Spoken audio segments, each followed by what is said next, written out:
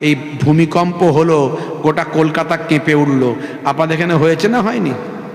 কি গো, একটু কাঁপাকাঁপি করেছেন না কিনা করেনি?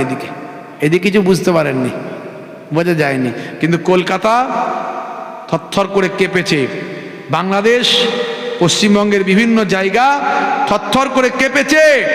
ভাইরা আমার, তরুণ যুবকেরা আমার, মুরব্বিয়ানেরা আমার, হে মুসলমান, আমার আল্লাহ জানিয়ে দিয়েছে, মানুষ যখন অন্যায় ভাবে দিন ভুলে যাবেন, মানুষ যখন ইসলাম ভুলে যাবেন, মানুষ যখন আল্লাহ এবং রাসূলের নির্দেশনা ভুলে যাবেন, হে তরুণ যুবকেরা, একেবারে তিরমিজি শরীফের হাদিসের মধ্যে এসেছে, তখন তোমরা বিভিন্ন রকম গজব দেখতে পাবে। অগ্নিবায়ু, ভূমিধস, ভূমিকম্প, চেহারা বিকৃত হয়ে যাওয়া, এছাড়া আরো অন্যান্য আলামত তোমরা লক্ষ্য করবে। বন্ধুরা আমার, তরুণ যুবকেরা আমার, মুরব্বিয়ানেরা আমার, রিখটার স্কেলে ধরা পড়লো ভূমিকম্পের কথা। থরথর করে কেঁপে উঠল কলকাতা, থরথর করে কেঁপে উঠল পশ্চিমবঙ্গের বিভিন্ন জায়গা, থরথর করে কেঁপে উঠল বাংলাদেশ। হে তরুণ যুবকেরা, শুনে রেখে দিন বাবা, এই সমস্ত বিপদ মাঝে মাঝে আসে। ভাই আমার, সায়েন্স বলছে, বিজ্ঞান বলছে, মাটির গভীরে আছে প্লেট, এই প্লেটটা মাঝে মাঝে নড়ে যায়। আল্লাহ কিভাবে কুদরতি ক্ষমতায় মাটির তলায় প্লেট দিয়ে রেখেছেন। এই মাটির তলায়, জমিনের তলায় তো শুধু পানি আর পানি। পানি আছে না নাই? আমরা মাটিতে পাইপ ঢোকালে পানি বেরোয় না? বেরোয় না। পানির উপর ভেসে আছি, আল্লাহ কুদরতি ক্ষমতায় প্লেট দিয়েছেন। যখনই মানুষ আমরা অন্যায় করি, অপরাধে লিপ্ত হয়, আমার আল্লাহ নারাজ হয়ে যান, তখন মাঝে মাঝে প্লেটটাকে একটু নড়িয়ে দেন। ওই নড়ালি ব্যাস গুরুম গারাম। বন্ধুরা আমার, তরুণ যুবকেরা আমার, হে আমার মুরব্বিয়ানেরা, শুনে রেখে দিন বাবা, জেনে রেখে দেন। হে মুসলমান, একটু লক্ষ্য করুন, হে মুসলমান একটু খেয়াল করুন। ওয়া আক্কা উম্মাহু, মায়ের বাধ্য হবে যখন সন্তান। এইভাবে আমার নবী এই সমস্ত আসমানি গজবগুলোর কথা বলতে গিয়ে বলেছেন, এরকম গজব তখনই আসবে যখন এই রকম ঘটনা ঘটতে থাকবে। হে তরুণ যুবকেরা, ওয়া আদনা সাদিকাহু, মানুষ বন্ধুর উপর, বন্ধু বান্ধবকে তারা কাছে টেনে নেবে আর নিজের বাম্মাকে দূরে সরিয়ে দেবে, তখন এই রকম আসমানি গজবগুলো আসতে থাকবে। এই রকম আল্লাহর নবী অনেক লিস্ট দিয়েছেন, অনেক নাম দিয়েছেন। যতগুলো নাম দিয়েছেন, যতগুলো কথা বলেছেন, তার ম্যাক্সিমাম সবগুলোই বর্তমান সমাজে ঘটছে। এই তো মাত্র কিয়ামতের আলামত শুরু হয়েছে। এ তরুণ যুবকেরা, গজব একটার পর একটা আসতে থাকবে। যেমন কোন তসবিহ দানা থেকে পুঁতি খুলে যায়, এই পুঁতি খুলে গেলে একটা একটা পুঁতি পড়তেই থাকে, দেখবেন গজব কিন্তু পর পর আসবে, আপনি অবাক হয়ে যাবেন। শত শত মানুষ কোথাও মারা গেল, কোথাও ভূমিকম্প হলো, কোথাও জমিনে দেবে গেল, কোথাও আসমানি গজব আসতে শুরু করলাম। এইভাবে সারা বিশ্বের চারিদিকে তাকিয়ে দেখুন, মালা খুলে গেলে যেমন পুঁথি ঝরে ঝরে পড়ে, সেই রকম গজব আমাদের মাঝখানে এসেছে। এই সময় কি করবেন? হে তরুণ যুবকেরা, আল্লাহ বলছেন, বান্দারে, তোরা আমার দিকে ফিরে আয়, তোরা আমার ইবাদত বন্দেগী কর। যদি আমার ইবাদত বন্দেগী করিস, আমি আল্লাহ কি করব? তবে শোন, হে দুনিয়ার মানুষ, শুনে রেখে দাও, হে দুনিয়ার মানুষ জেনে রেখে দাও, ফালিয়াবুদু রাব্ব হাযাল বাইত আল্লাযী আত'আমাহুম মিন জু'ইন ওয়া আমানাহুম মিন খাউফ। তোমাদের উচিত আমি আল্লাহ আমার ইবাদত করা।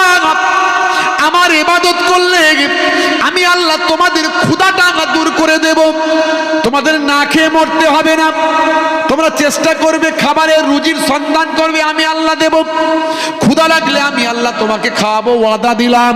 তোমরা আমাকে আমার ইবাদত ভুলে যেও না, আমার নামাজ ছেড়ে দিও না, আমার রাসূলের সুন্নত ভুলে যেও না। ক্ষুধা লাগলে আমি আল্লাহ তোমাদের খাওয়াবো। আর যখন তোমরা ভয় পাবে, তোমরা বিভিন্ন রকম ভয় ভীতির মধ্যে থাকবে, বিভিন্ন রকম ভয় তোমাদের মাঝখানে এসে ঢুকবে। চিন্তা করো না বান্দা, তোমরা আমার ইবাদত করছো, আমি আল্লাহ তোমাদের ভয় ভীতি দূর করে দেব। কত বাহাদুরি, কত শক্তি, কত ক্ষমতা, সব শেষ। ভাইরা আমার, তরুণ যুবকেরা আমার, এইরকম গজব গুলো কেন হয় জানেন?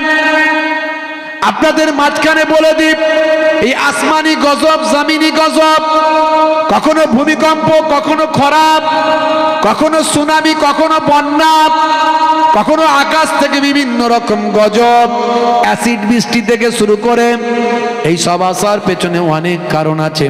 আমার আল্লাহ বললেন, বান্দারে যদি তোমরা আমার ইবাদতটা ভুলে যাও, আমার নির্দেশনা ভুলে যাও, তাহলে আমি আল্লাহ তোমাদের জানিয়ে দিই তোমরা ক্ষতিগ্রস্তদের অন্তর্ভুক্ত হবে। হাদিস পাকের ভিতরেও আমার আপনার নবী জানিয়ে দিয়েছেন। এ মুসলমান একটুখানি লক্ষ্য করুন বন্ধুরা আমার, তরুণ যুবকেরা, মুরব্বিয়ানেরা শুনে রেখে দেন। হে মুসলমান, যখন মানুষ অল আমানাতু মাগনামান, মানে লুটের মাল, আমানতকে লুটের মাল মনে করবে। আপনার কাছে কিছু আমানত থাকলে মুসলমান আমানতের খেয়ানত করতে পারে না। আমানতের খেয়ানত করা আমাদের দায়িত্ব। আল্লাহর নবী, আল্লাহর রাসূল জানিয়ে দিয়েছেন, এ মনে রাখবেন, মুনাফিকের চিহ্ন হলো তিনটে। আয়াতুল মুনাফিকে সালাসাতুন, আমরা যে মুনাফিক বলি, এই মুনাফিকের নিদর্শন হলো তিনটে। ইজা হাদাসা কাযাবা, যখন কথা বলবে মিথ্যা কথা বলবে। ওয়াইজা ওয়াদা আখলাফা, যখন ওয়াদা করবে তার খেলাফ করবে। ওয়াইজা উতুমিনা খানা, আর আমানত কোনো কিছু গচ্ছিত তার কাছে রাখলে আমানতের খেয়ানত করবে। আছে না নাই? টাকা যাচ্ছ কোথায়, বন্ধু যেতাই, আসবে কবে, ঝগড়া যাবে, ঝগড়া না হলে টাকা আর এলো না। বন্ধু বিপদে পড়ে 10,000 চেয়েছিল, আপনি দিয়েছিলেন, এখন জুতো ছিঁড়ে যাচ্ছে, টাকা আর আসে না। কথা ঠিক না ভুল বলেন? এই যে আমানতের খেয়ানত, মানুষ তার চরিত্র নষ্ট হয়ে গেছে। শেরে খোদা আলী হযরতে মুর্তজা কারামাল্লাহু ওয়াজহুকে জিজ্ঞাসা করা হলো, আমি আমার মেয়ের বিবাহ দিতে চাই হুজুর, কিন্তু আমি বড় ভয় পাচ্ছি কোন ফ্যামিলিতে বিয়ে দেব, কোথায় বিয়ে দিলে আমার একমাত্র কলিজার টুকরা কন্যা সুখে থাকবে। এই প্রশ্ন আমাদেরও আছে না নাই? যারা বলেন, হে তরুণ যুবকেরা, হে আমার বন্ধুরা, শুনে রেখে দিন বাবা, জেনে রেখে দেন। হযরতে আলী মুর্তজা কারামাল্লাহু ওয়াজহুকে একজন মানুষ জিজ্ঞাসা করলেন, হুজুর আমি আমার কলিজার টুকরা কন্যার বিবাহ দেব, হুজুর আমি কোন বাড়িতে বিবাহ দিলে আমার কন্যা সুখে থাকবে? বন্ধুরা আমার, এমন সময়তে হযরতে শেরে খোদা আলী মুর্তজা কারামাল্লাহু ওয়াজহু সেই সময় বলেছিলেন, হে ছেলে শুনে রেখে দাও, তুমি এমন বাড়িতে বিবাহ দিও না যে বাড়িতে নারীর অর্ডার চলে, যে বাড়িতে নারীর নির্দেশনা, নারীর হুকুমই সেই ঘরটা চলে, এমন ঘরেতে তুমি বিবাহ দিও না। হে ছেলে, 2 নাম্বার, তুমি এমন ঘরে বিবাহ দিও না যে ঘরেতে পুরুষের কথাই চলে, ঘর সংসারটা শুধু পুরুষের কথাই চলে, সেখানে নারীর কোনো কথা চলে না, এমন ঘরেতেও তুমি তোমার কন্যাকে বিবাহ দিও না। হে ছেলে শুনে রেখে দাও, 3 নাম্বার হলো ওই ফ্যামিলিতে বিয়ে দিও না যে ফ্যামিলিতে ঘন ঘন ডিভোর্স দেওয়া আর রেকর্ড আছে। 3টে জিনিস মেনে নেবে, মনে করে চলবে। এমন ঘরে তোমার মেয়ের বিয়ে দিও না যে ঘরে নারীর কর্তৃত্ব চলে, শুধু নারীর কর্তৃত্ব চললেও সেখানে বিয়ে দিও না। আবার এমন ঘরে বিয়ে দিও না যেখানে শুধু পুরুষের কর্তৃত্বই চলে, নারী সেখানে ভয়ে ভীত অবস্থায় থাকে, এরকম ঘরেও বিয়ে দিও না। তার মানে কত ইসলাম মডার্ন, কত ক্লাসিক। করো বাস্তবিক একবার ভাবুন। অর্থাৎ যে ঘরেতে স্বামী স্ত্রী দুজনেরই কর্তৃত্ব চলে সেই ঘরেতেই বিয়ে দাও। আর 3 নাম্বার, যে ঘরে যে ফ্যামিলিতে ঘন ঘন ডিভোর্সের রেকর্ড আছে, মানে এই ঘরে মাঝে মাঝে ওরা ডিভোর্স দেয়, তালাক দেয়, কেউ না কেউ দিচ্ছে মাঝে মাঝে, ওই ঘরেতে তোমার মেয়েকে বিবাহ দিও না। দেখেছেন কত সুন্দর ফাইসালা দিয়ে দিয়েছেন। হে তরুণ যুবকেরা, ইসলাম নিয়ে যত আপনি গবেষণা করবেন ইসলামের প্রেমিক হয়ে যাবেন। 1450 বছর আগে আমার আল্লাহ বললেন, হে দুনিয়ার মানুষ শুনে রেখে দাও, তোমাদেরকে আমি আল্লাহ আমার ইবাদত করার জন্য পাঠিয়েছি। মা খলাকতুল জিন্না ওয়াল ইনসা ইল্লা লিয়াবুদুন। শুনে রেখে দাও, তোমাদেরকে আমার ইবাদতের জন্যই সৃষ্টি করেছি। কিন্তু ভুল ব্যাখ্যা করবেন না। হে দুনিয়ার মানুষ, আমরা মনে করি ইবাদত মানে শুধু নামাজ, ইবাদত মানে শুধু রোজা, ইবাদত মানে শুধু হজ যাকাত, ইবাদত মানে শুধু তেলাওয়াত। এগুলো তো নিশ্চয়ই ইবাদত, তবে মনে রাখবেন আরো অনেক ইবাদত যেগুলো হয়তো আমরা ইবাদত বলে মনে করছি না। রাস্তা দিয়ে যাচ্ছেন, পেরেক পড়ে আছে, কাঁচ ভাঙা পড়ে আছে, ভাই আমার সাইড করে দিলেন, সরিয়ে দিলেন, আপনার ছোট্ট একটা ইবাদত হলো। এই ইবাদতটা করার জন্য আল্লাহ রাব্বুল আলামিন বড় খুশি হয়ে যেতে পারেন, আপনার জীবন জিন্দেগিটা পরিবর্তন হতে পারে। ইয়া আবাজার লা তাহকিরান্নাল মারুফাত সাইয়্যাত। হে বাবা আবুজার, তোমার জীবনে তোমার জিন্দেগিতে এমন ছোট ছোট নেক কাজ আছে বাবা আবুজার, যেগুলো দেখতে অতি ছোট ক্ষুদ্র মনে হয়, কিন্তু ছোট ক্ষুদ্র মনে হলেও ওই নেক কাজ ভালো কাজগুলোর এত মর্যাদা, এত সম্মান আমি আল্লাহর দরবারে ওই ছোট নেক কাজ ভালো কাজগুলোর জন্য আমার আল্লাহ তোমার জীবন জিন্দেগিকে রহমতের দরিয়া বর্ষণ করে দেবেন। রাস্তা দিয়ে যাচ্ছেন, একজন এতিম বাচ্চা আসছে, তার বাপ নাই, তার মা নাই, দুঃখ দুর্দশার সীমা পরিসীমা নাই। যতই সবাই থাকুক, কিন্তু বাপ না থাকলে সন্তানের যে কি হয় সেটা যার বাপ নাই সে জানে। আর মায়ের তুলনা পৃথিবীর জমিনে হবে না। লোকে বলে যার মা নাই তার গা নাই। যতই সবাই থাকুক, মা যার চলে গেছে সে জানে মায়ের অভাবটা কি। আহারে, এর জন্য আমার আপনার নবী সাহাবী জিজ্ঞাসা করেছিলেন, ইয়া রাসূলুল্লাহ হাবিবাল্লাহ, ইয়া রাসূলুল্লাহ হাবিবাল্লাহ, আমি কার সেবা করব?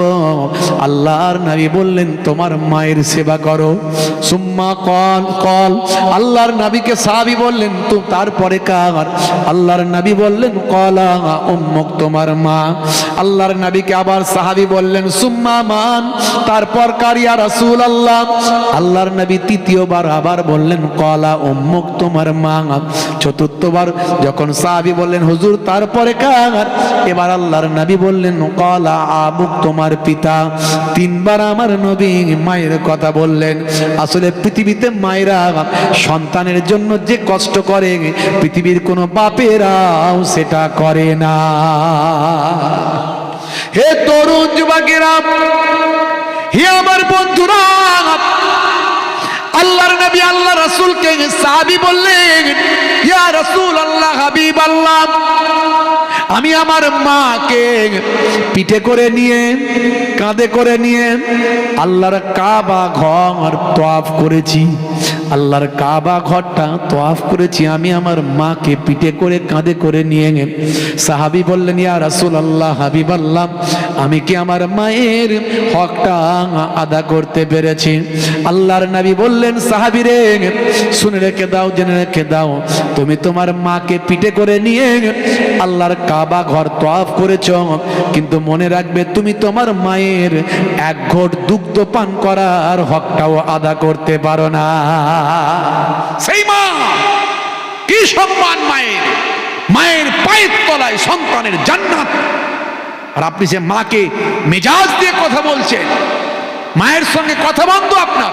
মা খারাপ, খারাপ হোক, হোক খারাপ, হোক খারাপ, মা যদি অন্যায় করে থাকে সন্তানের সঙ্গে, বাপ যদি অন্যায় করে থাকে সন্তানের সঙ্গে, সে আল্লাহর দরবারে বুঝিয়ে দেবে, সেটা তার দায়। কিন্তু আপনি যদি খারাপ ব্যবহার করে থাকেন, আপনাকে কিন্তু বোঝাতে হবে, আপনি আপনার হকটা পালন করুন। হযরতে আবু হুরায়রা রাদিয়াল্লাহু তাআলা আনহু, মা তাকে মারতেন মাঝে মাঝে। কেন? সে নবীর শিষ্য হয়েছে তাই, নবীর সাহাবী হয়েছে তাই। আল্লাহর নবী, আল্লাহ রাসূল ওয়াজ করছেন, হযরতে আবু হুরায়রা রাদিয়াল্লাহু তাআলা আনহু আল্লাহর নবীর খিদমতে এসে বসেছেন। ইয়া রাসূলুল্লাহ, হাবিবাল্লাহ।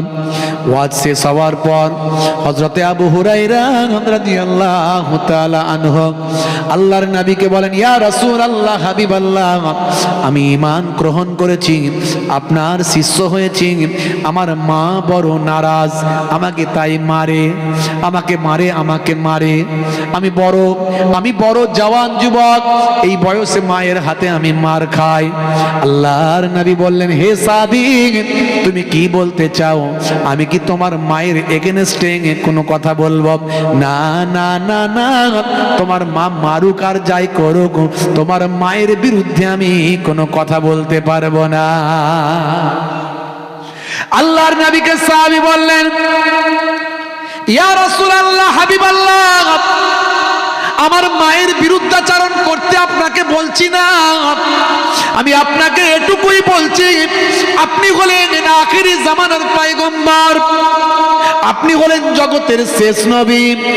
আপনি আমার মায়ের জন্য একটু দোয়া চান, আমার মাকে যেন আমার আল্লাহ হেদায়েত দান করেন, আপনার দোয়া কবুল হবে।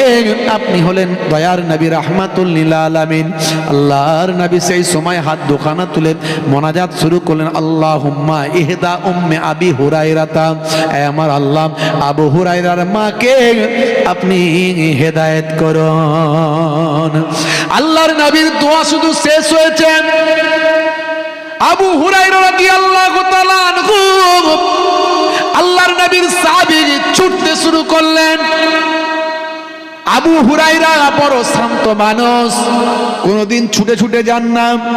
আজকে হযরতে আবু হুরায়রাকে ছুটতে দেখে সবাই অবাক, সবাই আশ্চর্য হয়ে যায়, চিৎকার করে বলে, আবু হুরায়রা ছোট নাম, আসতে যাও, কি হয়েছে একবার বলো, কোনো বিপদ নাকি? আবু হুরায়রা হাত দেখিয়ে বলে, শোনো, এখন আমার কথা বলার সময় নাই।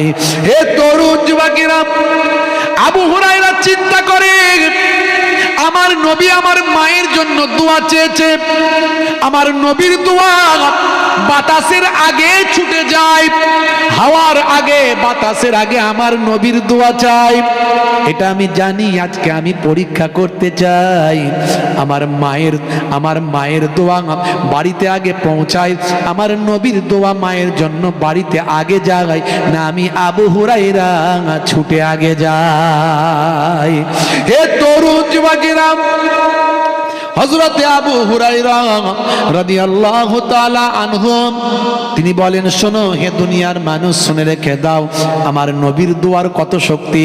আমি যখন বাড়িতে গিয়ে দরজার সামনে পৌঁছালাম, তখন আমি ভিতর থেকে আওয়াজ পেলাম, আমার মা গোসলখানায় আছেন, পানি ঝরঝর করে পড়ছে।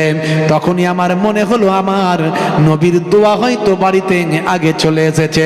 আমি মা বলে একবার ডাক দিলাম, আমার মা মিষ্টি স্বরে, ভালোবাসার সঙ্গে, ঈমানের আওয়াজে ভিতর থেকে বলছেন, বাবা আবু হুরায়রা দাঁড়াও, আমি গোসল করছি, পবিত্র হচ্ছি, আমি তোমার নবীর কালেমা পড়তে চাই। জোরে হবে না, জোরে হবে না।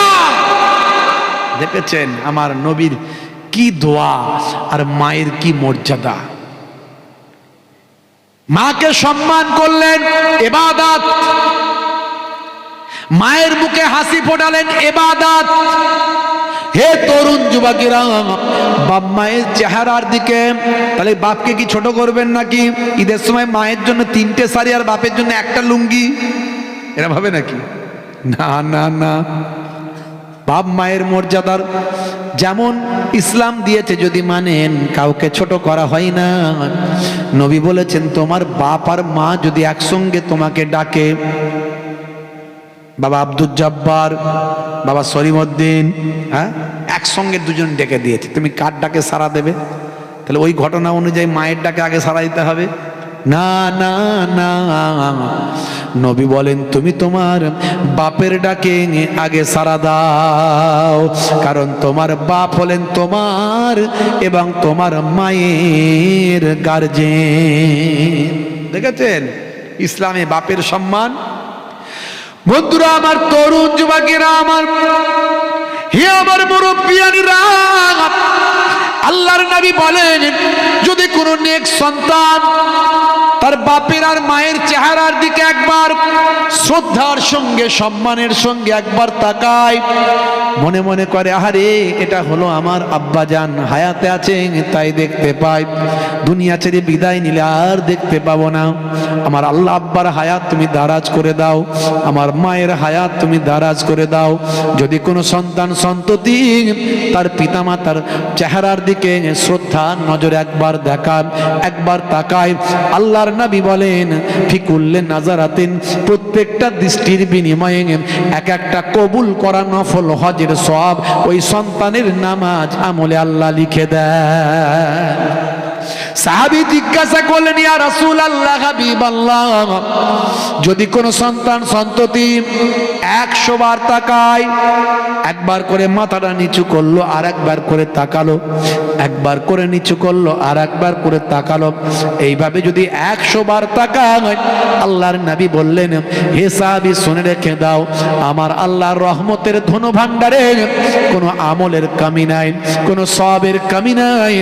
100 বার যদি বাপ মায়ের চেহারার দিকে শ্রদ্ধার নজরে সন্তান তাকায়, আমার আল্লাহ ওই সন্তানের নামাজ আমলে 100টা কবুল করা নফল হজের সওয়াব লিপিবদ্ধ করে দেয়। দেখেছেন কথাগুলো কি খারাপ মনে হচ্ছে? কি জি, কেউ খারাপ বলতে পারবে না, মুসলমান তো বলতে পারবে না, অমুসলিমরা বলবে কথাগুলো খুব ভালো। তো যারা আল্লাহ মানে না, নাস্তিক, তারা বলে ভালো, বলতে বাধ্য সব কটাই। যারা নাস্তিক বলেন আর এই বলেন ওই বলেন, যারা ইসলামের কটূক্তি করে তারা ইসলাম জানে না, না জেনে বলে। ইসলাম যারা জেনেছে তারা ইসলামের প্রেমিক হয়েছে। বেটার আর কিছু নাই, এর থেকে ভালো অপশন আর কিছু নাই বাপ। ভালো অপশন কেউ দেয়নি, একটাই অপশন আল্লাহ দিয়েছেন, ইন্নাদ দীনা ইনদাল্লাহিল ইসলাম, আল্লাহর মনোনীত দিন হলো ইসলাম।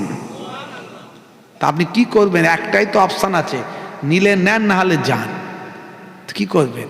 নিতেই হবে, এর থেকে ভালো কিছু নাই। আপনাকে সুন্দর গাইডলাইন দিয়েছে, নিলে পাবেন অনেক অফার, নিলে পাবেন অনেক পুরস্কার, আর যদি না নেন পথভ্রান্ত, পথ হারা, কোনো গাইডার নাই, কোনো মালিক নাই, কোনো স্রষ্টা আপনার নাই, কোনো রুলস নাই, কোনো আইন নাই, যা ইচ্ছা তাই, যেভাবে খুশি সেভাবে।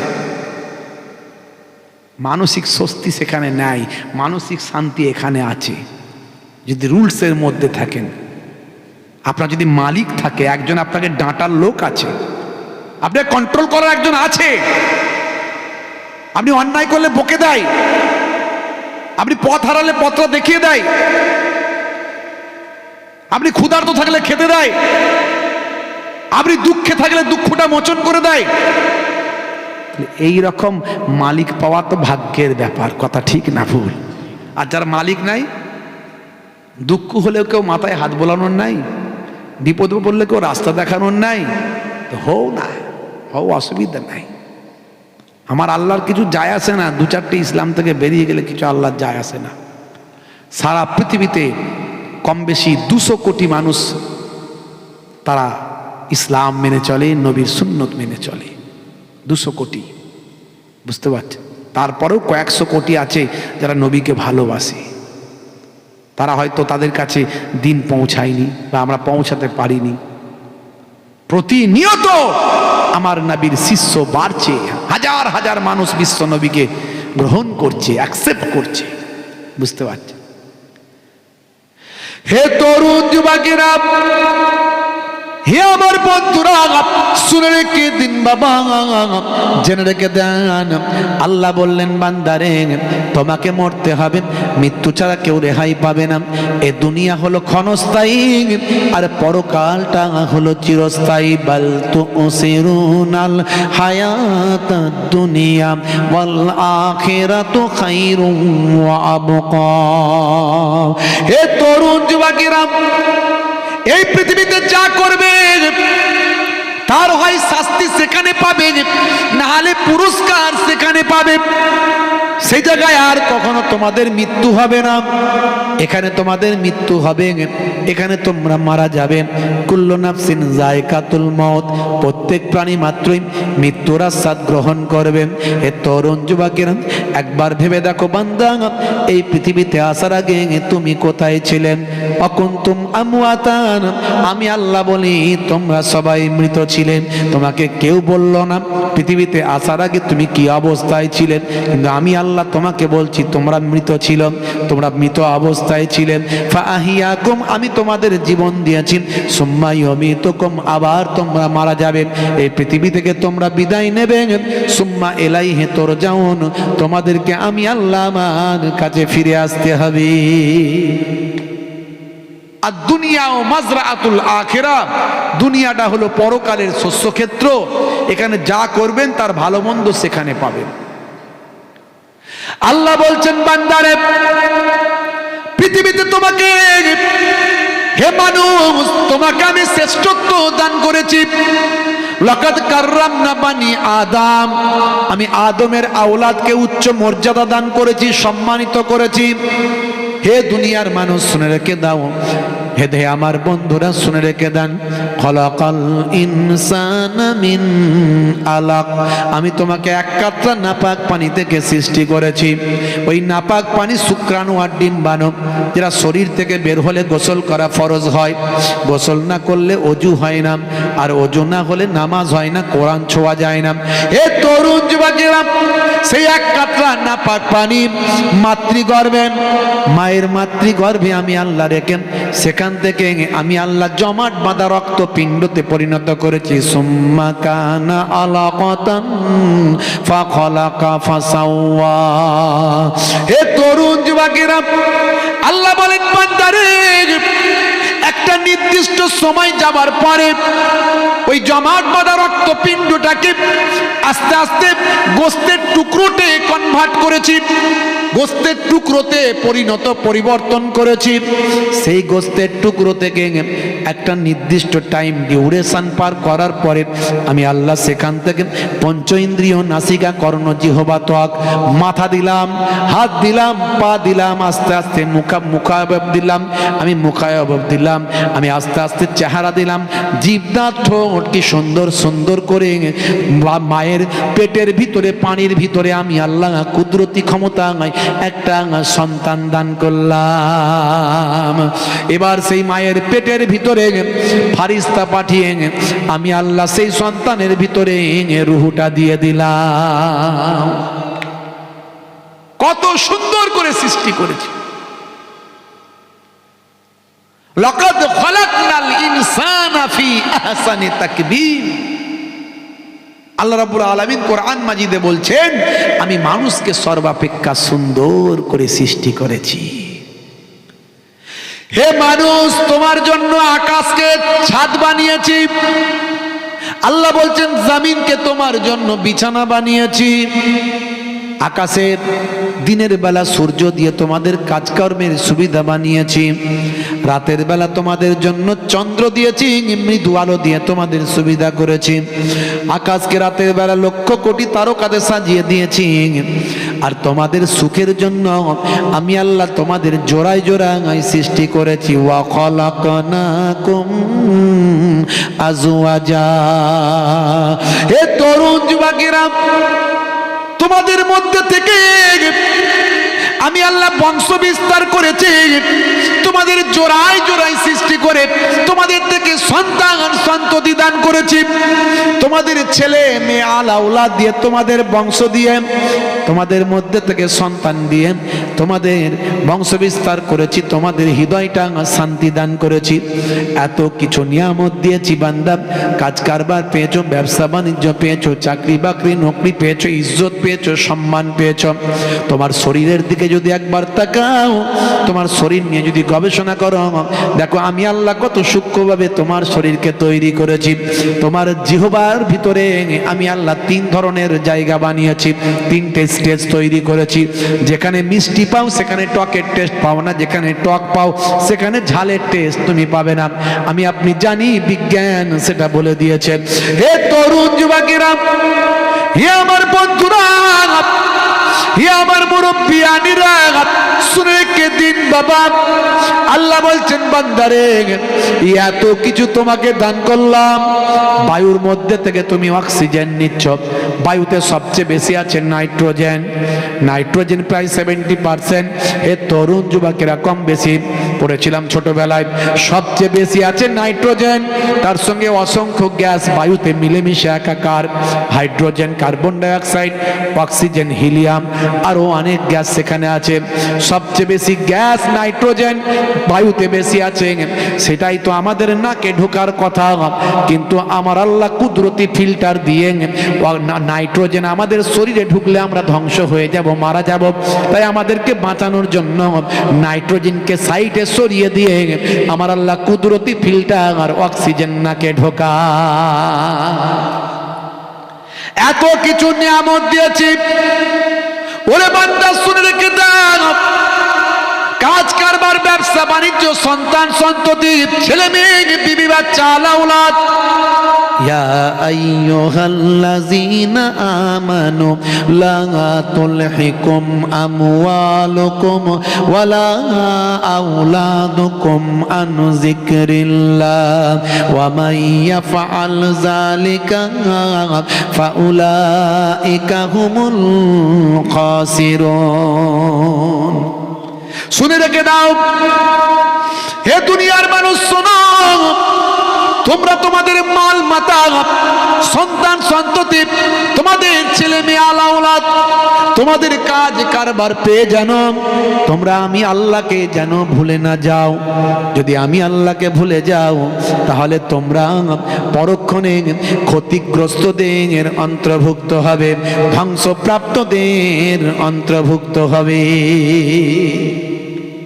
আমরা বিপদের মধ্যে আছি, মাঝে মাঝেই আমাদের উপর গজব আসছে না আসে না? বলেন একটু হ্যাঁ হু দেন, কি জি গজব আসছে না আসে না?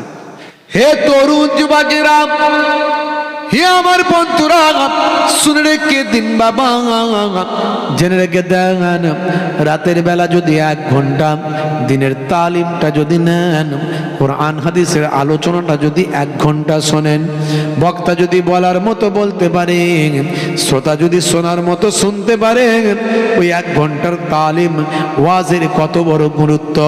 এটা আমার বাপদাদু নানা জানের কথা নয়, এটা হলো স্বয়ং দোজাহানের বাদশাহ রাহমাতুল লিল আলামিনের কথা।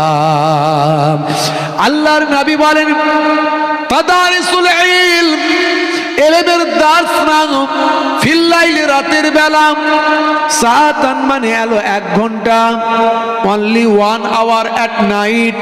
রাতের বেলা যদি 1 ঘন্টা দিনের তালিমটা তুমি নিতে পারো, কোরআন হাদিসের দার্সটা যদি নিতে পারো, ওই 1 ঘন্টার তালিমটা আল্লাহর নবী, দয়ার নবী বলেন, খায়রাদ দুনিয়া ওয়াল খায়রুম মিন আহিয়াইহা, অর্থাৎ সারা জীবন ধরে যত নফল কাজ করেছো, ভালো কাজ করেছো, নফল ইবাদত করেছো, সারা জীবন ধরে নফল ইবাদত করার থেকে 1 ঘন্টা আর ওয়াজ শোনা অনেক ভালো। এটা আমার নবী পাকের কথা। তাই আমি যে সমস্ত কমিটির ছেলেরা এই কাপাসিয়া গ্রামের সব আজকে গ্রিন ড্রেস পরে বসে আছে বা আরও সব আছে, অনেকে হয়তো ড্রেস পরতে পারেনি, ভালো লাগছে তাদের সান্নিধ্য, পরিবেশ, তাদের যে ইউনিটি, ঐক্য, মহাব্বত, ভালোবাসা, তারা আজকে যে কাজটা করেছে গ্রামবাসীদের সহযোগিতায়, পাড়া প্রতিবেশীদের সহযোগিতায়, মুরব্বীদের দোয়ায়, বাচ্চাদের আন্তরিকতায়, মা বোনেদের দোয়ায়, সহযোগিতায়, বড় কাজ করেছে, জান্নাতের বাগান করেছে, অন্য কিছু করতে পারত, কোনো নাচ গানের আসর করতে পারত, তারা টাকাটাকে অন্য জায়গায় কাজে লাগাতে পারত। তারা আমাদের ঈমানকে মজবুত করার জন্য চেষ্টা করেছে। আল্লাহ তাআলা আমাদের কবুল করেন, বলো আল্লাহুম্মা আমিন। হে তরুণ যুবকেরা, হে আমার বন্ধুরা, আজকের আলোচনায় আমি আপনাদের একটু ঈমানটাকে মজবুত করার চেষ্টা করব। আপনার আজকের আলোচনায় আমি আপনি যাতে একটু আমল করতে পারি তার জন্য একটু তাকিদ করব, একটু বোঝানোর চেষ্টা করব। এই দুটো হলো উদ্দেশ্য। একদিকে ঈমানকে মজবুত করো, আর একদিকে বান্দা ইবাদত করো। এই দুটো কাজ যদি আমরা করতে পারি, দুনিয়াতেও কামিয়াবি হব আর আখিরাতেও কামিয়াব হব। দুনিয়ার মানুষ আমাদের স্যালুট করবে, আর কিয়ামতের দিনেও স্যালুট পাব। মৃত্যুর পরে ফারিস্তারা আমাদের ওয়েলকাম করবে। বন্ধুরা আমার, তরুণ যুবকেরা আমার, হে আমার মুরব্বিয়ানিরা, হে যুবকেরা, শুনে রেখে দিন বাবা, আমার আল্লাহ কোরআন মাজিদের ভিতরে বললেন, হে দুনিয়ার মানুষ শুনে রেখে দাও, জেনে রেখে দাও, ইয়া আইয়ুহাল্লাযীনা আমানুত্তাকুল্লাহ হাক্কা তুকাতিহি ওয়া লা তামুতুন্না ইল্লা ওয়া আনতুম মুসলিমুন। এই ঈমানদারেরা, তোমরা আমি আল্লাহকে ভয় করো, ভয়টা করার মতো ভয় করো। আল্লাহকে ভয় করা দুনিয়ার কোন মানুষকে ভয় করার মতো নয়। হে তরুণ যুবকেরা, আল্লাহকে ভয় করা মানে আল্লাহ দেখছেন, আল্লাহ জানছেন, আল্লাহ সবই লক্ষ্য রাখছেন।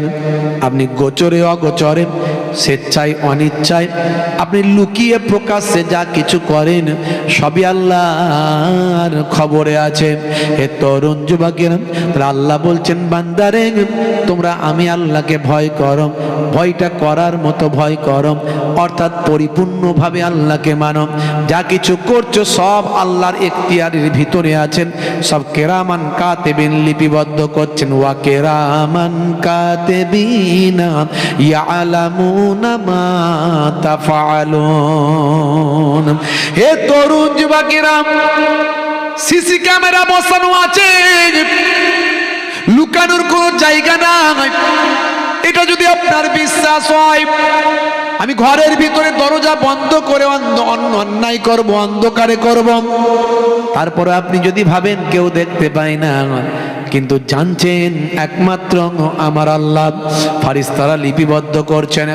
এই ভয় যদি আপনার ভিতরে আসেন যে আমি দরজা বন্ধ করে অন্যায় কাজ করলে কেউ বুঝতে না পারলেও আমার আল্লাহ জানেন। দরওয়াজে বন্ধ করকে গুনাহ কিও করতা হে,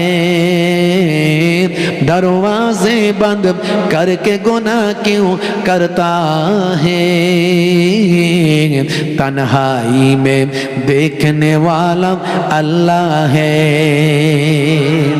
বন্ধুরা আমার, আল্লাহ বলছেন যদি এই ভয়টা আমাকে করতে পারো, কোনো কিছু করার আগে তুমি বুঝতে পারো যে আমি এই অন্যায় কাজটা করছি, আমার আল্লাহর সার্কেলের মধ্যে আছি, সার্কেলের বাইরে নয়, আমার আল্লাহর সিগন্যালের মধ্যে আছি, সিগন্যালের বাইরে আমি যেতে পারবো না। আমার আল্লাহ জানছেন, আমার আল্লাহ লক্ষ্য রেখেছেন। এই ভয় যদি তোমার ভিতর আসে, তুমি যদি সে অন্যায় থেকে বাঁচতে পারো, তবেই তুমি সাচ্চা মুসলমান হতে পারবে। আল্লাহ বললেন, শুনে রেখে দাও, সবচেয়ে বেশি ভয় আমি আল্লাহকে ভালোবাসো, সবচেয়ে বেশি ভয়টা আমি আল্লাহকে করো। যদি আমাকে ভয় করার মতো ভয় করতে পারো, তবেই তোমরা সাচ্চা মুসলমান হবে। তাই আমার আল্লাহ বললেন, ওয়ালা তামুতুন্না ইল্লা ওয়া আনতুম মুসলিমুন। ততক্ষণ পর্যন্ত মরো না যতক্ষণ না সাচ্চা মুসলমান না হয়ে যাও। সাচ্চা মুসলমান হও। আধা মুসলমান হয়ে লাভ নাই, অর্ধেকটা মুসলমান, বুঝতে পারছো? অর্ধেকটা মুসলমান হয়ে লাভ নাই, সাচ্চা মুসলমান হও। কেন সাচ্চা মুসলমান হবেন? কারণ মরতে আপনাকে হবে, মৃত্যু আপনার হবেই। তাহলে এত কিসের দৌড়দৌড়ি, কিসের লাপালাপি? আল্লাহ বলছেন সাচ্চা মুসলমান হতে। হে তরুণ যুবকেরা, হে আমার বন্ধুরা, সাচ্চা মুসলমান হলে আপনি মিথ্যা কথা বলতে পারবেন না। আমরা এখানে কেউ মিথ্যা কথা বলি নাকি? বলি না নিশ্চয়। এখানকার মানুষ সব সত্য কথা বলি। কি কথা ঠিক না ভুল? কি জি? হ্যাঁ হ্যাঁ। আছে মধ্যম গ্রামে, আছে মধ্যম গ্রামে, বলছে ভাই বলিস না, এখন মুর্শিদাবাদের মোর গ্রামে আছে। মধ্যম গ্রামে বলছে ভাই বলিস না, আমি এখন মুর্শিদাবাদের মোর গ্রামে। টাকা পাই, চেয়েছে, বলে অমুক দিনে আয়। কত অমুক দিনে ঘোরাবি রে ভাই, জুতো তো ছিঁড়ে গেল, টাকা আর পাওয়া গেল না। নামাজ ঠিকই পড়ে, জুম্মার দিনে যায়, ধান নিয়ে টাকা দেয় না। আছে না নাই? রাগ করবেন না। যদি আমি সাচ্চা মুসলমান হয়, আমানতের খেয়ানত করতে পারবো না। যদি আমি সাচ্চা মুসলমান হয়, ওজনে ঠকাতে পারবো না। যদি আমি সাচ্চা মুসলমান হই, আমার হাতের দ্বারাই, মুখের দ্বারাই অপর ভাইকে কষ্ট দিতে পারবো না। আল মুসলিম মান সালিম আল মুসলিমুনা মিন লিসানিহি ওয়া ইয়াদিহি, আল্লাহর নবীর হাদিস। হে তরুণ যুবকেরা, যদি আপনি সাচ্চা মুসলমান হন, তাহলে ভাইয়ের হকটা নষ্ট করতে পারবেন না। যদি সাচ্চা মুসলমান হন, আপনার বোনের হক, পিতার সম্পত্তি থেকে বোনকে বঞ্চিত করতে পারবেন না। এখানে আমরা সব বোনের হক বঞ্চিত করি না ঠিকঠাক ভাবে। পিতার সম্পত্তি থেকে যা পাওয়া যায় ঠিকঠাক বোনকে আমরা বুঝিয়ে দিই। এখানকার মানুষজন খুব ভালো, মাশাআল্লাহ। কি কথা ঠিক তো নাকি? আমাদের ওদিকে মাঝে মাঝে আছে, বলে বোন বিরিয়ানি করে দাওয়াত করে খাওয়ায়, বোন বোনাইকে খাইয়ে দিয়ে বলে তোর ঘর আমার ঘর, আমার ঘর তোর ঘর। বুঝতে পারছেন? তোর তো সব আছে, বল আমার কি আছে? এটুকুই আছে। আর আমার মানে তো তোর। হ্যাঁ, তুই তো শ্বশুর বাড়িতে অনেক কিছু পেয়েছিস। হ্যাঁ, তো তুই এখানে যখন আসবি, তোরই ঘর এটা থাকবে। তো বোন বল কি করবি? 5 লাখ দিচ্ছি, একটু সই মেরে দে না। কি হবে? তুই আর কি নিবি?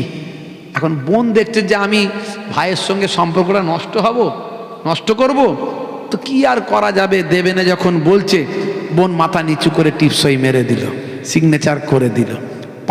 5 কোটি টাকার সম্পর্কই 5 লাখই মিটে গেল। আছে না নাই? এমন জায়গা আছে না নাই? অথচ 1450 বছর আগে আল্লাহর নবী জানিয়ে দিয়েছেন, না, বোনের হক নষ্ট করবে না। কোরআন মাজিদ। হে তরুণ যুবকেরা, হে আমার বন্ধুরা, শুনে রেখে দিন বাবা, জেনে রেখে দেন। এই জন্যে আমি বলি, Islam is a complete code of life. ইসলাম হলো পরিপূর্ণ জীবন ব্যবস্থা। কমপ্লিট লাইফ আপনার পরিপূর্ণ জীবন ব্যবস্থা। হে তরুণ যুবকেরা, অল্প কয়েক মাস আগের কথা, জায়গাটার নাম হলো জম্মু কাশ্মীর। এই জম্মু কাশ্মীরে, হে তরুণ যুবকেরা, হে আমার মুরব্বিয়ানেরা, এই জম্মু কাশ্মীর হাইকোর্টের মহামান্য বিচারপতি, তার নাম হলো মিস্টার বিনোদ চ্যাটার্জি কৌর। তিনি একজন অমুসলিম হিন্দু ভাই। হে তরুণ যুবকেরা, তিনি একটা রায় দিয়েছেন। এই রায়টা হলো আল্লাহর কোরআনের রায়। পৃথিবীতে নিউজ হলো, নিউজটা আমি দেখলাম, আমি অবাক হয়ে গেলাম। কোরআন মাজিদ সার্চ করলাম, কোরআন মাজিদের ভিতরেও পেলাম। হে তরুণ যুবকেরা, আমাকে বড় আশ্চর্য মনে হলো। হাই রে হাই, হাই রে হাই, 1450 বছর আগে আল্লাহর কোরআন পৃথিবীতে এসেছে। আজও কোরআন মাজিদ বিজ্ঞান আর বাস্তবতায় পরিণত হয়েছে। আজও জম্মু কাশ্মীর হাইকোর্টের প্রধান বিচারপতি রায়টা আল্লাহর কোরআন থেকে দেয়। হে তরুণ যুবকেরা, অল্প কিছুদিন আগের ঘটনা,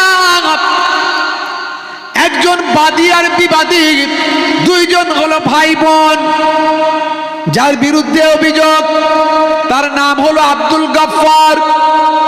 এই আব্দুল গাফফার আজ থেকে 40 বছর আগে পিতার মৃত্যুর পরে সে তার বোনকে বঞ্চিত করেছে পিতার সম্পত্তি থেকে। 40 বছর আগের কেসটা আজকে মামলা হয়েছে, রায়টা বের হয়েছে। ভেতরুন যুবকেরাম, বিচারপতি কৌর বিনোদ চ্যাটার্জি কৌর আব্দুল গাফফারকে ভাই আমার এজলাসে তুলেছেন, কাঠগড়ায় তুলেছেন। হে আব্দুল গাফফার, আজ থেকে 40 বছর আগে একটা মামলা হয়েছে, তার রায় আজকে। আপনার পিতার সম্পত্তি থেকে আপনি আপনার বোনকে বঞ্চিত করেছেন। আপনাকে দেখে মনে হচ্ছে আল্লাহওয়ালা মানুষ, ধার্মিক মানুষ। আপনার মুখে আমি দাঁড়িয়ে দেখতে পাচ্ছি আপনি তো মুসলমান, বলে হাম। নামাজ পড়েন, বলে হাম। হজ করেছেন নাকি, বলে হাম। বলে আপনি তো একেবারে পরিপূর্ণ একজন ধার্মিক মানুষ। আচ্ছা বলুন তো, আপনি কি এটা যেটা করেছেন এটা কি ঠিক করেছেন? আপনার পিতার সম্পত্তিতে আপনার বোনের কি কোনো অধিকার নাই? আব্দুল গাফফার মাথা নিচু করে আছে।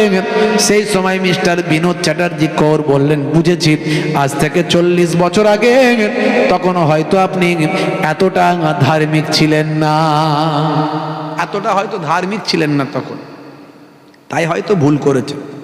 তবে শোনেন, এই মামলার রায় যখন আমাকে দিতে হবে তখন আমার মনে হয়েছে কোরআনে, আপনাদের কোরআন মাজিদে, নবীর হাদিস পাকে সব কিছু বলা হয়েছে। আপনাদের সব কিছু জীবন ধারণের জন্য একেবারে আপনার লাইফে যা যা প্রয়োজন কিভাবে করবেন সব নির্দেশনা দেওয়া হয়েছে। হে তরুণ যুবকেরা, আমি চিন্তা করলাম এ ব্যাপারে কোরআন মাজিদে কি কিছু বলা হয়েছে? সম্পত্তি ভাগ বটরার ব্যাপারে কোরআনে কি কিছু বলা হয়েছে? আমি কয়েকজনের সাহায্য নিলাম, আমি নিজেও স্টাডি করলাম। আপনার রায়টা দেওয়ার জন্য আল্লাহর কোরআন পড়লাম। আমি দেখলাম আপনার রায়টা আল্লাহ আর কোরআনে যথাযথ লেখা আছে। হে আব্দুল গাফফার, আপনার রায়টা আমি আজকে আল্লাহর কোরআন মাজিদ থেকেই দেব।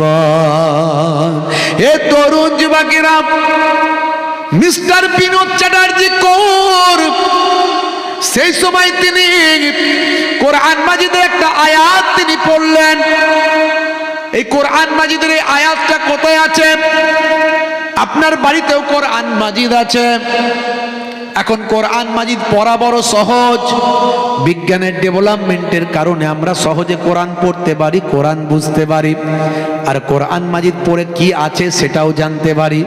এই কোরআন মাজিদ যত পড়ছেন পৃথিবীর শিক্ষিত মানুষেরা, তত তারা দেখছে কোরআন মাজিদের ভিতরে একটা অবৈজ্ঞানিক কথা তারা খুঁজে পাননি, অবাস্তবিক, অমানবিক কথা তারা খুঁজে পাননি। কোরআন মাজিদের ভিতরে যা আছে আজকের যুগে বিজ্ঞান আর বাস্তবতায় পরিণত হয়েছে। যে খোলা মন নিয়ে কোরআন মাজিদ পড়ে সে কোরআনের প্রেমিক হয়ে যায়।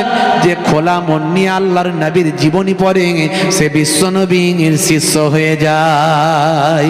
হে তরুণ যুবকেরা, মিস্টার বিনোদ চ্যাটার্জি কৌর সেই সময় কোরআন মাজিদের একটা সূরা বললেন। সেই সূরাটার নাম হলো সূরা নিসা। কোরআন মাজিদ মোবাইলে ডাউনলোড করে নেবেন। আরবিতে পড়তে পারেন না, বাংলায় উচ্চারণ করে পড়বেন। 2 লাইন 5 লাইন করে যেগুলো পড়বেন তার মানেগুলো কি আছে জানবেন। দোকানে বসে আছেন, কারবারে আছেন, অফিসে আছেন, রাস্তাঘাটে ট্রেনে বাসে আছেন, একটু করে কোরআন মাজিদ 10 লাইন 20 লাইন করে পড়তে শুরু করবেন। আপনার 1-2 বছরের ভিতরে আপনি দাগ দিয়ে মনে করে করে রাখবেন। একবার পড়তে পড়তে মানে সহ আপনার ভাই আমার সারা কোরআন মাজিদটা এক খতম আপনার পড়া হয়ে যাবে। পৃথিবীর প্রত্যেকটা বই পড়লে জ্ঞান অর্জন হয়, আর পৃথিবীর একটা কিতাব সেটা হলো আল কোরআন, পড়লে জ্ঞান অর্জন তো হয়। প্রত্যেকটা অক্ষর পড়ার বিনিময়ে আমার আল্লাহ 10টা করে নেকি দেয়। হে তরুণ যুবকেরা, হে আমার বন্ধুরা, আপনি অবাক হয়ে যাবেন। আপনার ঈমানটা মজবুত হবে। আপনার ইমানটা মজবুত করার জন্য আজকে আমি এই কয়েকটি ছোট ছোট কথা বলছি। হে তরুণ যুবকেরা, মিস্টার বিনোদ চ্যাটার্জি কৌর কোরআন মাজিদের একটা সূরা বললেন, সূরার নাম হলো সূরা নিসা, আয়াত নাম্বার হলো 30। এই 30 নাম্বার আয়াত তিনি পেশ করলেন। এখানে আমার আল্লাহ বলছেন, ইউসিকুমুল্লাহু ফি আওলাদিকুম লিজ্জাকারি মিসলু হাজ্জিল উনসাইন। হে তরুণ যুবকেরা, আমার আল্লাহ বলছেন, হে দুনিয়ার মানুষ, তোমাদের সন্তানদের সম্পদকে আমি আল্লাহ নির্দেশ দান করছি। তোমাদের পুত্র যেটা পাবে সেটা হলো 2 কন্যার সমান। হে দুনিয়ার মানুষ, তোমাদের পুত্রদের সম্বন্ধে আমি আল্লাহ নির্দেশ প্রদান করছি। তোমাদের পুত্ররা যেটা পাবে সেটা হলো 2 কন্যার সমান। অর্থাৎ একজন পুত্র পাবে 2 কন্যার সমান। তার মানে একজন কন্যা একজন পুত্রের অর্ধেক। হে আব্দুল গাফফার, আপনার কোরআনে বলল পিতার সম্পত্তি থেকে পুত্র যা পাবে তার অর্ধেক পাবে কন্যা। আজকে আমি রায়টা ঘোষণা করে দিলাম, আল্লাহর কোরআনের যথাযথ রায়। এই রায়ের উপর তো আর বড় রায় হতে পারে না। শুনে রেখে দেন আব্দুল গাফফার, আপনি আপনার পিতার সম্পত্তি থেকে যা পেয়েছেন তার অর্ধেক পাবে আপনার বোন। ইসলামে কারো হক নষ্ট করা হয়নি। আপনার বোন আপনার আব্বার সম্পত্তি থেকে অর্ধেক পাবে, আবার শ্বশুর বাড়িতে যেহেতু তার সম্পত্তি আছে তারও ভাগ বটরায় কোনো কম হলো না, আপনারও হলো না আর আপনার বোনেরও হলো না। জোরে বলুন সুবহানাল্লাহ। ইসলাম কেমন ন্যায় বিচার করেছে, জোরে বলুন সুবহানাল্লাহ। আমরা এখানে সব মোটামুটি এগুলো জানি এবং ঠিকঠাকভাবে আমাদের বোনেদের বুঝিয়ে টুজিয়ে দিই। কথা ঠিক না ভুল? না দিই না? যদি না দেন কিন্তু হবে না। ও নামাজ যদি বোন যদি ক্ষমা না করে, ও নামাজও কাজে লাগবে না, দাঁড়িয়েও কাজে লাগবে না। রাগ করবেন না। আমরা বিরাট বড় হজ করে চলে এসি, আছে না না এমন লোক, কত মানুষকে মেরেছে, কত মানুষের জ্বালিয়েছে, কত মানুষের অত্যাচার করেছে। এখন পকেটে পয়সা আছে, চলো পরপর 3 বার হজ করব। কাজ হবে না মানে কি জি? আল্লাহ বলছে হবে না। আগে যাকে তুমি কষ্ট দিয়েছো, হাক্কুল ইবাদ, বান্দার হক, এই বান্দার হকটা নষ্ট করেছো, তার কাছ থেকে আগে ক্ষমা নিতে হবে। সে যদি ক্ষমা দেয় তবে আল্লাহ ক্ষমা করবে। আল্লাহর হক নষ্ট করেছো, নামাজ ঠিক মতো পড়োনি, রোজা ঠিক মতো রাখোনি, আল্লাহর নির্দেশনা অমান্য করেছো, আল্লাহর কাছে কাঁদছো, আল্লাহর কাছে কাঁদছো, আল্লাহ গো আমি 20 বছর নামাজ পড়িনি, আল্লাহ এখন বুঝতে পেরেছি আল্লাহ নামাজ না পড়ে উপায় নাই, তোমার সঙ্গে সম্পর্ক তৈরি করতেই হবে, নাহলে বাঁচার কোনো রাস্তা নাই, তুমি ক্ষমা করে দাও আল্লাহ বলে কাঁদছেন, চোখ দিয়ে পানি ঝরছে। আমার আল্লাহ চাইলে 1 সেকেন্ডে আপনার 20 বছরের গোনাকে ক্ষমা করতে পারেন।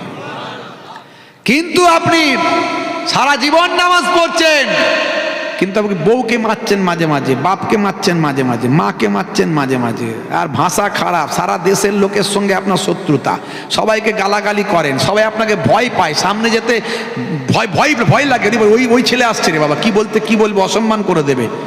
আপনার কোনো ইবাদত কাজে লাগবে না। এই জন্য আগে মানুষ হতে হবে, তারপরে মুসলমান।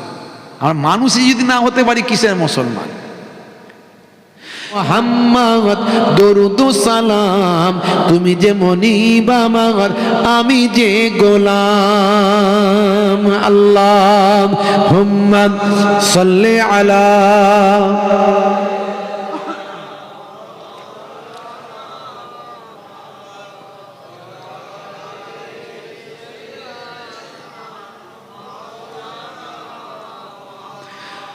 ও গো নবী দয়াময় ক্ষমা করো, ওরা তোমায় চেনে না, রহম করো। ও গো নবী দয়াময় ক্ষমা করো, ওরা তোমায় চেনে না, রহম করো। তুমি কত দয়াবান, তুমি কত মেহেরবান, তুমি কত দয়াবান, তুমি কত মেহেরবান। মাইকেল জ্যাকসনও চিনেছিল। আই লাভ মুহাম্মদ মুহাম্মদ দরুদ সালাম, আই লাভ মুহাম্মদ দরুদ সালাম। তুমি যে মনিব আমার, আমি যে গোলাম। আল্লাহুম্মা সাল্লি আলা।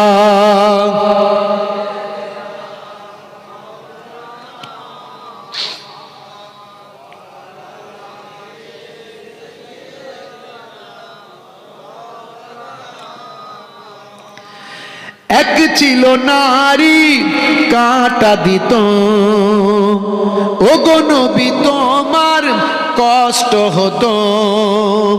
এক ছিল নারী কাঁটা দিত, ওগো নবী তোমার কষ্ট হতো। একদিন বিমারে ওই নারী পড়িলে, একদিন বিমারে ওই নারী পড়িলে, তুমি তাকে দেখিতে গেলে ওগো। হাই হাই নবী মুগ্ধ সবাই, হাই হাই নবী মুগ্ধ সবাই।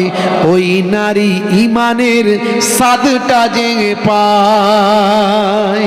জোরে হবে না, জোরে হবে না। আই লাভ মুহাম্মদ দরুদ সালাম, আই লাভ মুহাম্মদ দরুদ সালাম। তুমি যে মনিব আমার, আমি যে গোলাম। আল্লাহুম্মা সাল্লি আলা।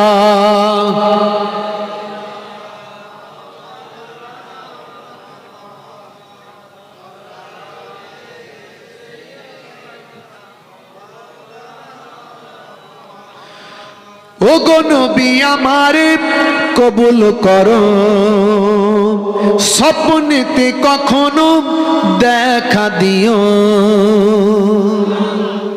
এ দোয়া শুধু আমার নয়, এ দোয়া আমাদের সবাইয়ের। কথা ঠিক না ভুল? যে একবার নবী পাককে স্বপ্নে দেখলো, সে সত্য দেখলো। কারণ ইবলিস শয়তান আমার নবী পাকের চেহারা ধরতে পারে না।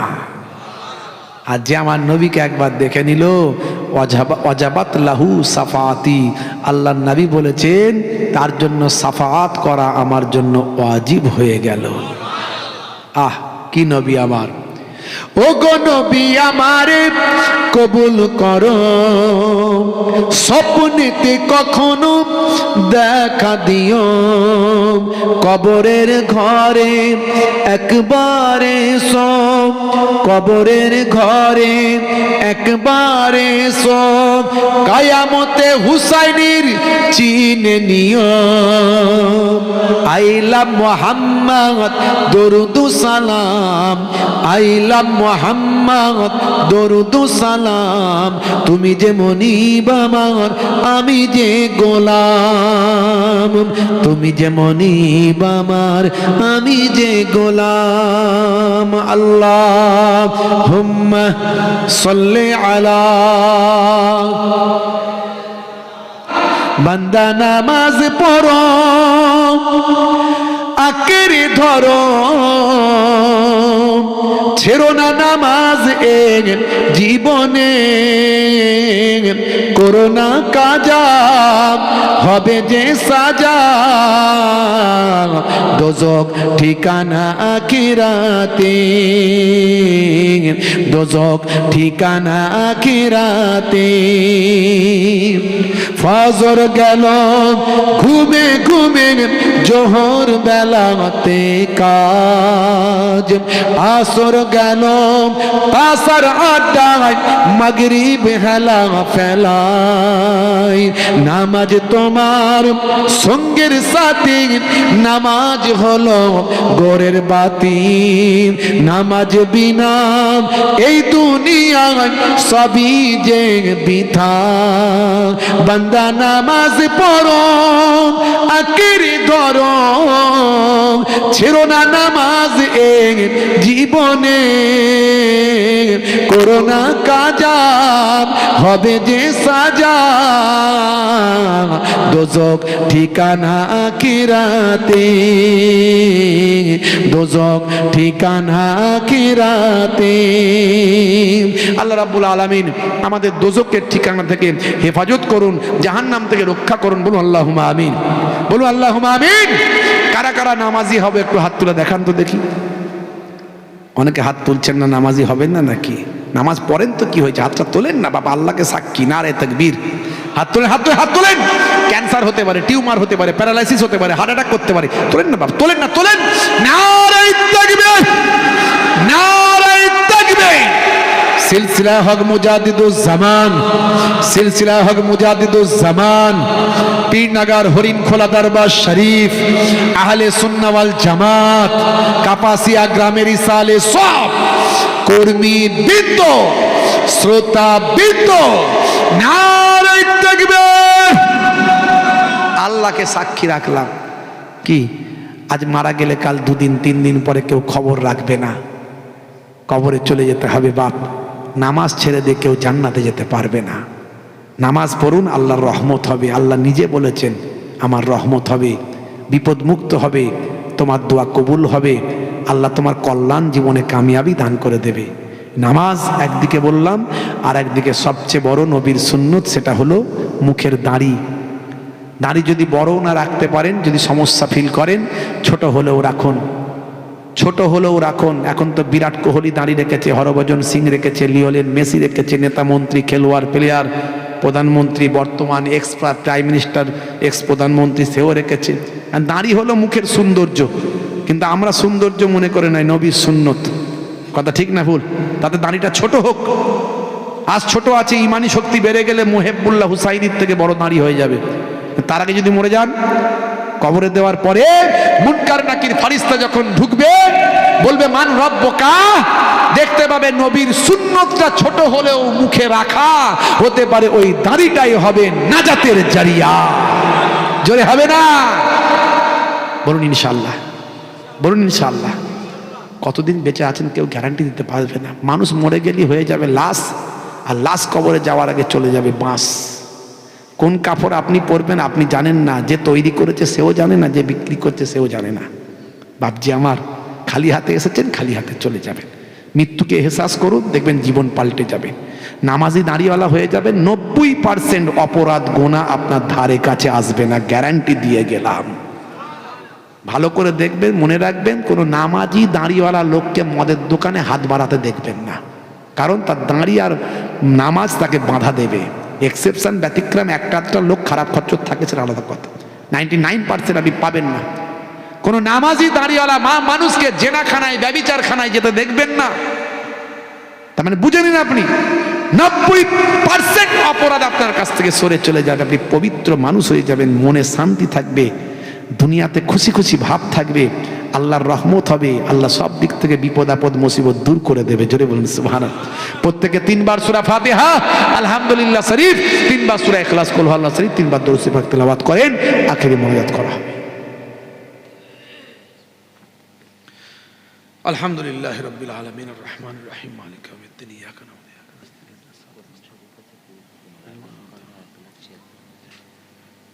আমার তো 15 মিনিট ঘড়ি লেট, আমি ভাবছি টাইম হয় না, 12:30 বাজে না। দেখো কষ্ট হয়ে গেল আপনাদের, ইস একটু আগে শেষ করতাম। আমার ঘড়ি 15 মিনিট লেট হয়ে গেছে এই মোবাইলের সঙ্গে।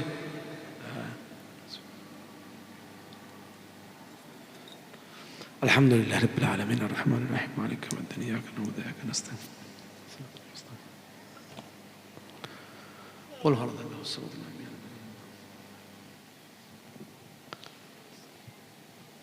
শাহিদ একবার আসবে এখানে, আবু সাইদ, আমার সঙ্গী যে এসছো, তাহের চলে আসবে।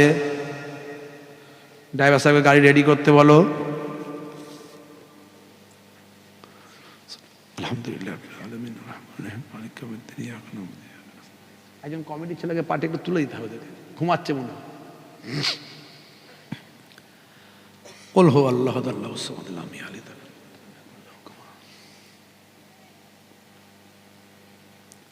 قل هو الله احد الله الصمد لم يلد ولم يولد قل هو الله الصمد لم يلد اللهم صل على سيدنا محمد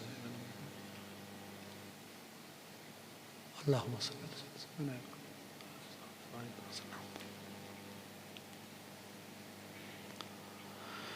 একবার আমার সঙ্গে তওবা ইস্তেগফার করেন, সকলে পড়েন আস্তাগফিরুল্লাহ রাব্বি মিন কুল্লি জামবি ওয়া আতুবু ইলাইহি লা হাওলা ওয়ালা কুওয়াতা ইল্লা বিল্লাহিল আলিউল আযীম। একটা দাওয়াত দিয়ে যায় ফাল্গুন মাসের 10 তারিখ। কত তারিখ বললাম? 10ই ফাল্গুন।